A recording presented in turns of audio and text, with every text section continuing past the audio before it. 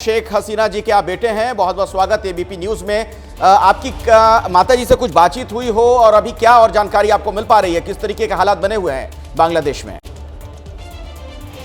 हाँ, हमारे माँ के साथ कल बात हुई थी। आज अभी भी नहीं हुआ। देश में सिचुएशन बहुत खराब है। लूटपाट चल रहा है सारा देश में। हमारे सब एमपी, हमारे बहुत एमपी को मारा गया है। हमारे बहुत मिनिस्टर, जो भी मिनिस्टर थे उनके घर को जला दिया हुआ। हमारे बंगबंधु का घर को, म्यूजियम को जला दिया।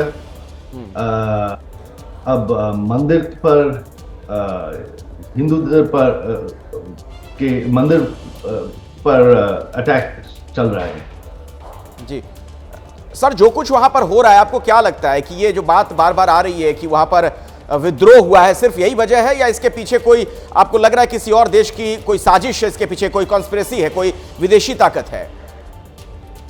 नहीं, मुझे लग रहा है श्योर विदेशी ताकत है। देखिए, जब ये कोटा प्रोटेस्ट चल रहा थी, हम तो, हमारे सरकार तो उनके दावी मान गया। बट एक रात था जब यूनिवर्सिटी में कौन स्लोगन, रात भला स्लोगन दे रहे थे, हम राजाकार, विच इज, आप जो आप कभी जेरूसलम में ये slogan they, I am Nazi, तभी लड़ाई शुरू हुआ। सो मुझे लग रहा है कि श्योर कोई ना कोई ये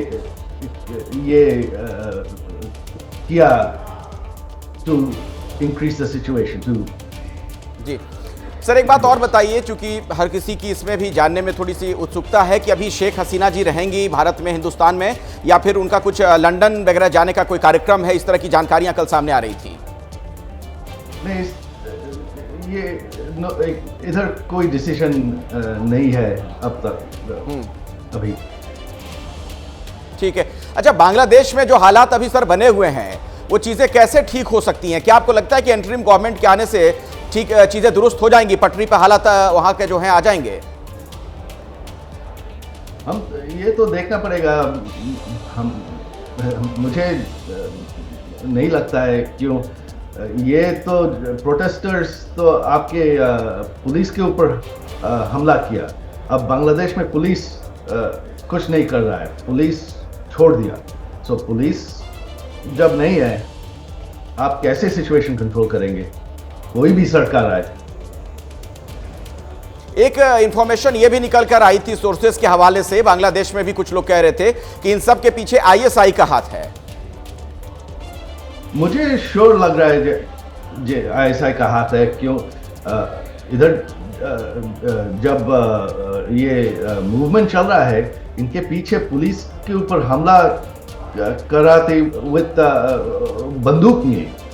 अब स्टूडेंट्स के पास तो बंदूक नहीं है, बंदूक है आपके जमाते इस्लाम शिविर के पास। सो उनको तो बंदूक कोई ना कोई दिया। ये श्योर आईएसआई दिया। आपको कोई चाइना कनेक्शन भी इसके पीछे नजर आता है क्या, कि मतलब कहीं से पर्दे के पीछे से चाइना का भी हाथ हो इसमें? नहीं, यहाँ चाइना का कोई हाथ नहीं है। चाइना कभी भी हमारे इंटरनल अफेयर्स में हाथ नहीं दिए। अच्छा, एक खबर यह भी आई है सर कि पाकिस्तान में कुछ जगहों पर लोग जश्न मनाते नजर आए, सेना ने भी। मुझे पता नहीं है जी। अच्छा, एक तस्वीर जो हम सभी को चौंकाती है, हम लोग भी देख रहे हैं इंडिया में भी, जिस तस्वीर को मुजीबुर रहमान साहब, जो जिन्हें वहां बंगबंधु कहा जाता है, जिनकी वजह से बांग्लादेश एक मुल्क के तौर पर वजूद में आया, उनकी प्रतिमा के साथ जो कुछ हुआ या फिर जो कुछ और चीजें नजर आई हैं, कौन इन सब के पीछे हो सकता है? ये फिर कोई आपके बीएनपी जमात जो बांग्लादेश का इंडिपेंडेंस नहीं चाहा, वही होंगे। आप लोगों की भारत से क्या उम्मीद है सर ऐसे वक्त में?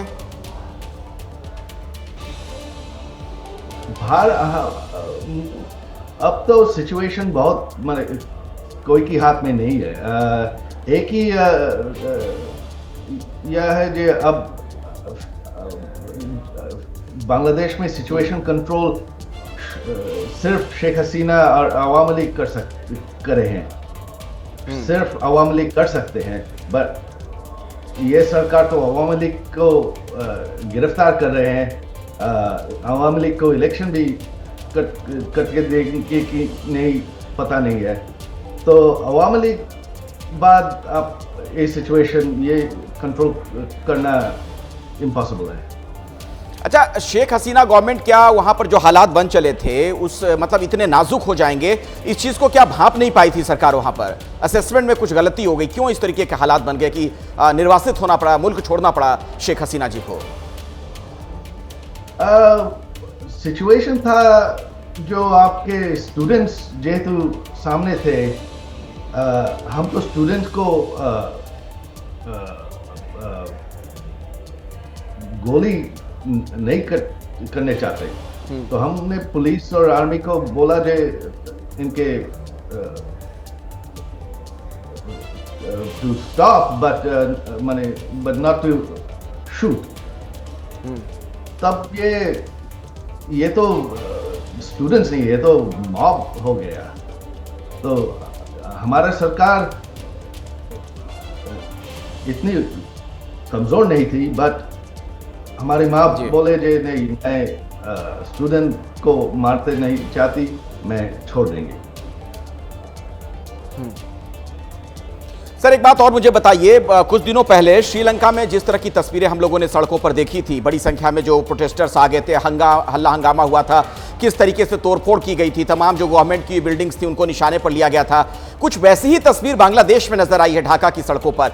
कोई खास पैटर्न आपको इसमें नजर आता है? आपको लगता है कोई इन सब के पीछे है, कोई इंटरनेशनल कॉन्स्पिरेसी है? हाँ, ऑफ कोर्स। आप यदि देखें जे कुछ देश है हमारे इलाका में एक स्ट्रॉन्ग गवर्नमेंट नहीं चाहती है, चाहते हैं जो एक weak government so they can control. यही है सर। इस पूरे में इंडियन सब कॉन्टिनेंट की बात करूं तो इंडिया को अगर आप छोड़ दें, भारत को छोड़ दें, तो अभी कमोबेश हर जगह लोकतंत्र के लिहाज से, डेमोक्रेसी के लिहाज से हालात बिल्कुल मुफीद नहीं है, स्थितियां बहुत खराब नजर आ रही हैं। क्या ये एक बड़ी चिंता की बात है हम सभी के लिए? हाँ, ये तो बहुत चिंता की बात है हमारी रीजन के लिए, सब कॉन्टिनेंट के लिए। भारत को यहाँ, भारत की सरकार को यहाँ और जोरदार